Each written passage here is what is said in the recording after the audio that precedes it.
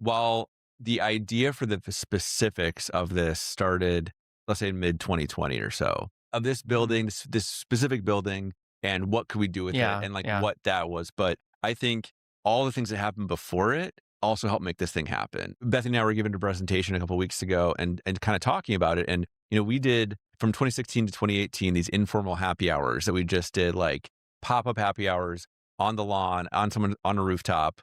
Yeah, And it was to get together entrepreneurs that wouldn't ordinarily meet each other. yeah. And the goal was just like pay for food, paid for drinks, and there was no programming. That was kind of community building before there was a thought of like why we were doing it, or it Mhm, was literally mhm. just to get people together. Actually, Yeah. it was because there were a couple of us, Griffin, John, Henry, and Max Brickman, and we were all hanging out, and we're like, oh, we would want to hang out more on some frequency and have beer. Sure. And then by the first time we did that, we had a sponsor, and we also then had like Oh, 30 other people that attended. you were onto something. Yeah, it was Yeah, just a need of, and yeah. then so there's that aspect of it. I think there's also the aspect of like for some of the projects, getting opportunities to get funding in the early days that later on I felt like, oh, like these were just because I happened to be in the right place, right time to meet a Mhm, person who mhm. knew that this thing existed.